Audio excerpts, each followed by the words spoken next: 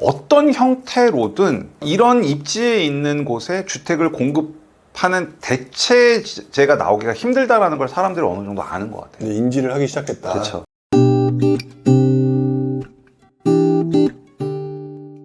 그러니까 우리가 보통 얘기할 때 금리가 보통 상승을 하게 되면 집값에 영향을 미친다. 그런 얘기 했던 것처럼 이렇게 지금 당분간 또 금리가 상승하게 되면 사실상 투자 수요가 많이 들어온 재개발들. 그렇죠. 재개발들은 좀 주춤할 가능성이 높긴 하잖아요. 그렇죠. 맞습니다. 네. 내년 상반기 또는 내년 하반기까지는 분명히 어느 정도 영향을 미칠 것 같기도 하거든요. 그러면 그 부분에 대해서는 어떻게 생각하세요?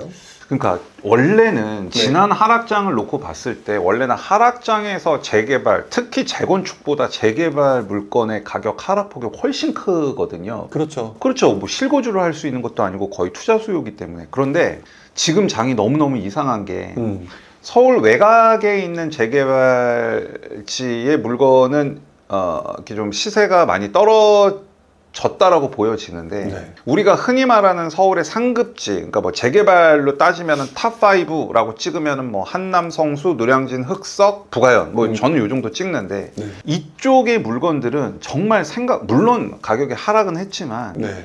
과거 사례를 놓고 보면은 더 많이 빠져야 되는데도 불구하고 지금 굉장히 잘 버티고 있다는 게 눈에 보여요.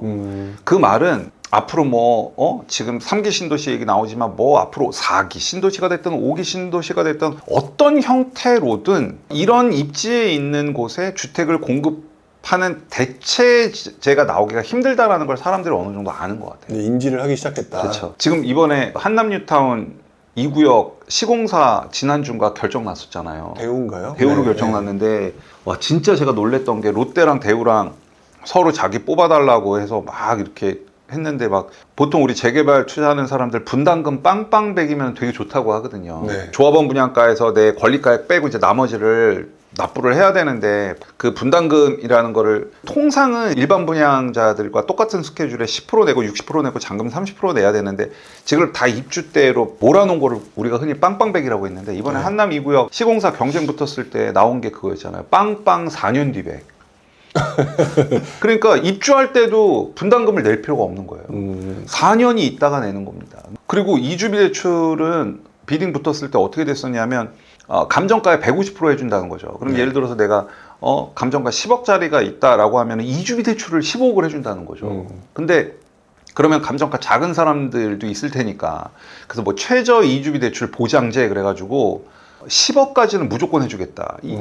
그러니까 지금 보면 확실히 양극화가 많이 온다라고 느끼는 게 네. 얼마 전에 울산에 있는 뭐 좀 다른 이슈긴 한데 지금 채권 가격, 채권 시장도 좀 뭐 레고랜드 사태 뭐 여러 가지 좀 문제가 있고 금리가 오르면서 PF도 그렇고 여러 가지 그런 자금 조달적인 문제가 있어서 재개발 재건축에 시공사가 막 이렇게 붙기에는 좀 한계가 있는 재개발 지역도 있는 반면 그런 정말 우리나라 그러니까 서울에서 알아주는 급지는 서로 지금 수주를 하려고 해서 지금 막 난리가 났거든요. 네. 그러면 한남뿐만이겠냐는 거죠. 성수도 그렇고 부가현도 그렇고 노량진도 그렇고 흑석도 다 그럴 거지 않겠습니까? 그러니까 오히려 이런 정말 초우량 급지에 들어갈 수 있는 기회라고 저는 보는데 의외로 가격이 안 떨어지는 거예요. 지금 보면 성수동 같은 데 보면 아크로서울 포레스트인가? 그게 제가 지금 정확히 숫자는 기억 안 나는데 120억인가 130억에 실거래가 된 걸로 저는 알고 있고 네.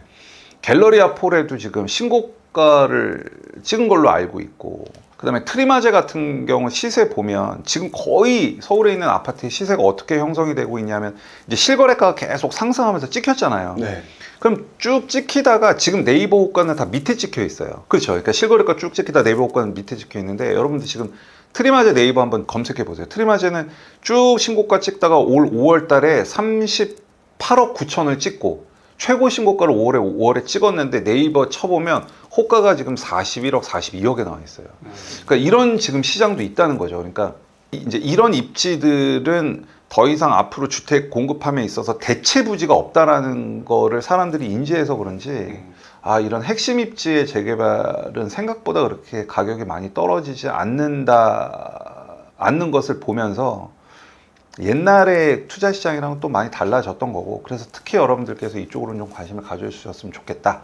이게 제 생각입니다. 그러면 지금 아무래도 서울의 주요 입지, 뭐 흑석, 사실 흑석이 그나마 제일 안 좋은 것 같은데 느낌에 그런 곳들조차도 그 어쨌든 좋은 곳이니까 네네. 안 떨어진다는 얘기잖아요. 근데 반대로 그러면 외곽들 같은 경우는 외곽들 같은 경우는 사실 조금 떨어지는 폭이 아파트만큼 이렇게 좀 많이 떨어지고 있어요. 근데 사실 여러분들이 재개발을 공부를 할 때 여기서 사실 하나 더 들어가야 돼요. 뭐냐 하면 서울 외곽지, 조금 어려운 얘기가 될 수 있는데 서울 외곽지에서도 많이 떨어지는 데가 있고 좀 덜 떨어지는 데가 있어요.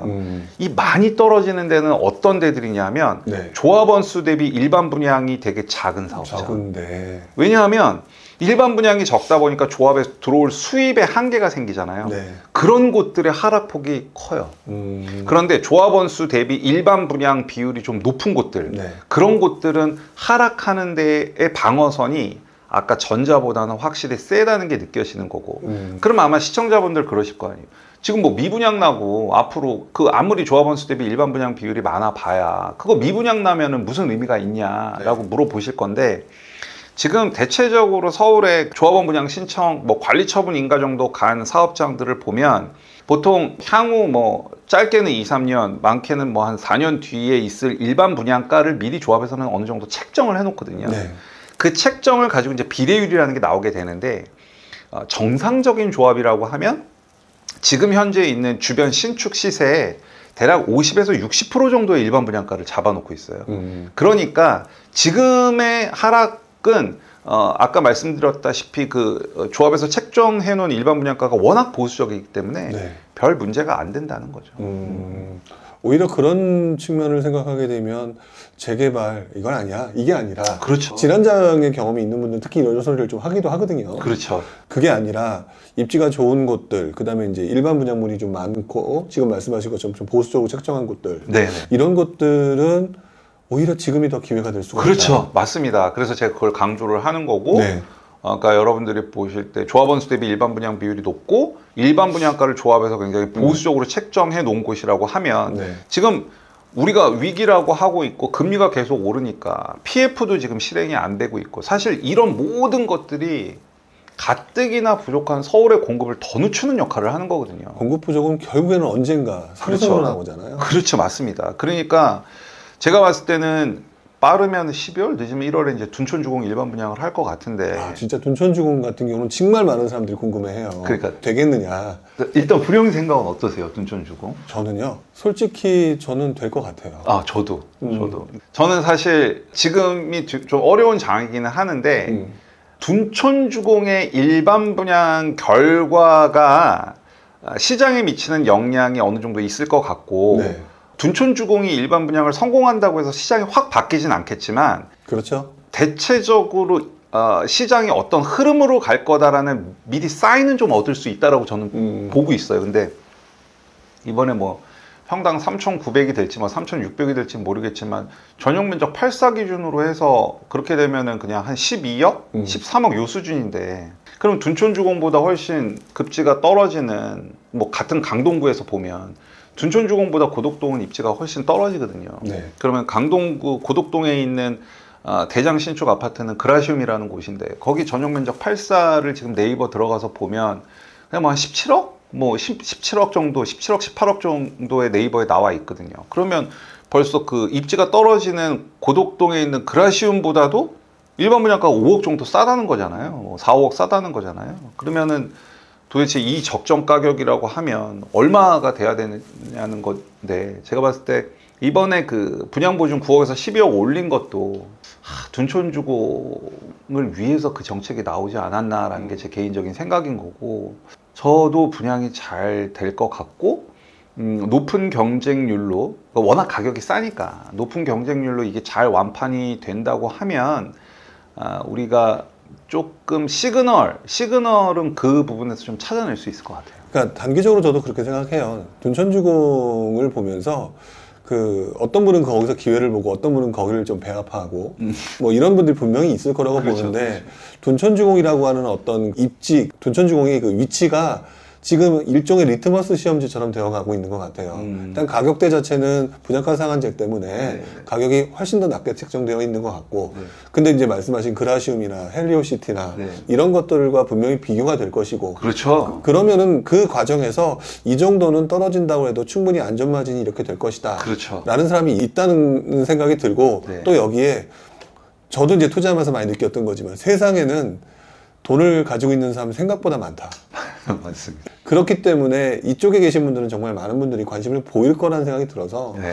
저는 개인적으로 둔촌주공은 사실상 오히려 완판이 되거나 굉장히 이제 사람들한테 놀랄 정도의 결과가 나온다면 그 정도로 이 바닥에는 기초 수요가 탄탄하다. 그렇죠. 이런 맞습니다. 것들을 보여주는 하나의 시험장이 되지 않을까? 맞습니다. 이런 네. 생각이 들어요. 그 저도 둔촌주공 결과가 어떻게 될지 너무너무 기대가 되고, 아까 사실 얘기가 약간 세긴 했는데, 네. 그래서 여러분들께서 제 생각으로는 분양가 상한제는 계속 개편이 되어 가면서 변화가 일어날 거라고 판단이 들고, 네. 그러면 분양가 상한제가 만약에 정말 폐지까지 돼 버린다면, 그러면 조합 입장에서는 지금 현재 인근 신축의 일반 분양가를 한 50에서 60% 잡아놨던 걸 더 올릴 수 있다는 거죠. 그렇죠.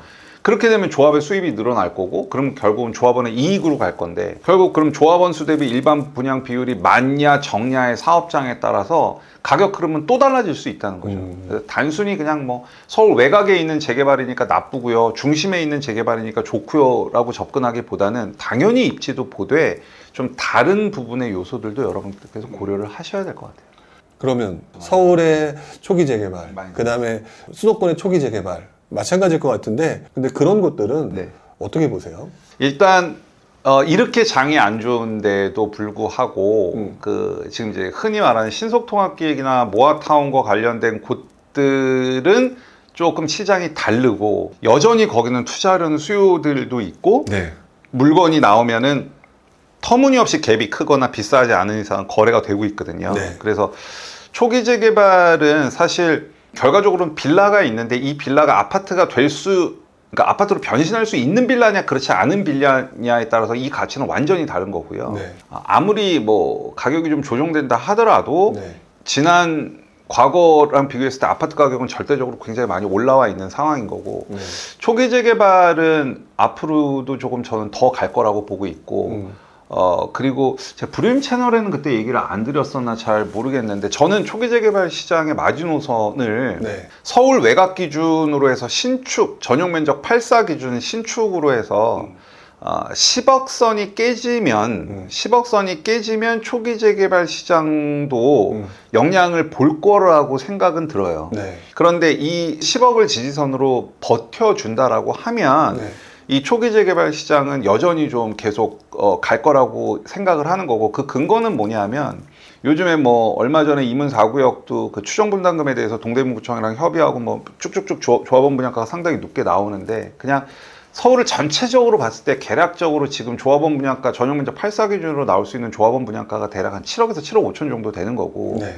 보통 초기 재개발에 갔을 때 대지집은 한 8평, 9평 정도 되는 아이들의 감정평가 금액이 지금 한 3억 5천, 뭐 요게 지금 적합해 보여요. 그러면 분담금으로 놓고 따졌을 때 분담금이 뭐 한 4억, 막 요 정도 되는 거거든요. 네. 그러면 이런 빌라들이 지금 매매 가격이 얼마냐라고 놓고 보면은 뭐 2억 후반대에서 3억 초반 정도 된단 말이죠. 그러면 이 빌라를 사는 가격을 내가 3억이라고 보고 분담금을 한 3, 4억 정도 보면 그 신축 아파트를 갔는데 내가 지불하는 총 금액은 한 6억에서 7억 정도 되거든요. 네. 그럼 서울 외곽지의 전용 8사 신축이 10억을 깨지지 않으면 여전히 마진이 생기는 구간이 나오는 거죠. 네.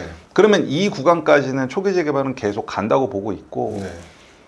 신통과 모아 두 가지가 있는데, 저는 뭐 쭉 얘기해 왔지만 제가 신통 특강을 해서 그런 건 아니고, 신통이 조금 더 나아 보이고, 네. 모아 같은 경우는 좀 그냥 막 해준다는 느낌이 좀 있어요. 그냥 원하면 그냥 다. 그래서 앞으로 너희들끼리 사업을 진행해봐. 그러니까 뭐 어디든 되는데 해라. 뭐 좀 약간 정치적으로 해석되는 부분도 좀 있어서 모아는 좀 이렇게 막 해주려고, 웬만하면 그냥 해주려고, 뭐 노후도 문제도 그렇고, 그래서 웬만하면 해주려고 하는 경향이 좀 보이고, 신속통합기획은 이렇게 보면은 각 자치구에서도 어느 정도 가이드라인이 있어서 후보지들이 들어왔을 때 어느 정도 심사 기준도 있고 그 다음에 이렇게 막 푼다기보다는 네. 꼭 지정을 해서 빠르게 주택을 공급할 수 있는 방향으로 가려는 게 보이다 보니까 그 부분에 대해서는 좀 기준을 갖고 투자를 하셨으면 좋겠고 초기 재개발 시장 계속 관심을 가지셨으면 좋겠어요. 뭐 오세훈 서울시장 임기도 아직 많이 남았고 네. 윤석열 정부 임기도 아직 많이 남았기 때문에 그리고 서울의 주택 공급은 말씀드렸다시피 재개발, 재건축, 특히 재개발 중심으로 갈 확률이 높기 때문에 이쪽 시장은 앞으로도 계속 관심을 좀 가지셨으면 좋겠습니다. 알겠습니다. 일단 오늘 내용을 좀 정리를 해보게 되면 금리 얘기 확실히 한동안 오를 것이다. 네, 오를 것이다. 예, 여기에 맞춰서 여러분은 대응할 준비, 전략을 좀 짜셔야 되는 거고 역시 마찬가지로 재개발, 재건축, 특히 이제 재개발 얘기를 많이 했는데 네. 재개발 관련된 부분도 역시 예전과 같은 모습은 아니니까 예전과 같이 침체장이 왔었을 때 뭐 급격히 떨어지거나 이럴 만한 상황은 좀 아니니까 조금 나름대로는 계속 관심을 보이면서 네, 네. 지켜보실 필요는 있겠다. 이렇게 좀 정리를 좀 할 수가 있을 것 같습니다. 자, 이렇게 해서 오늘 우리 잘 사는 흥부님을 모시고 금리 얘기부터 시작해서 또 재개발까지 다 이렇게 이것저것 다 얘기를 나눠봤는데요. 어쨌든 여러분들한테 이 내용이 정말 도움이 되셨으면 좋겠다라는 생각을 좀 해보게 됩니다. 다시 한번 오늘 나와주셔서 감사드리고요. 나중에 또 부를 겁니다. 그때 부르게 되면 오셔서 또 좋은 정보 나눠주셨으면 좋겠습니다. 네, 고맙습니다. 오늘 나와주셔서 감사드립니다. 네, 고맙습니다. 네, 고맙습니다. 네, 좋은 하루 되세요.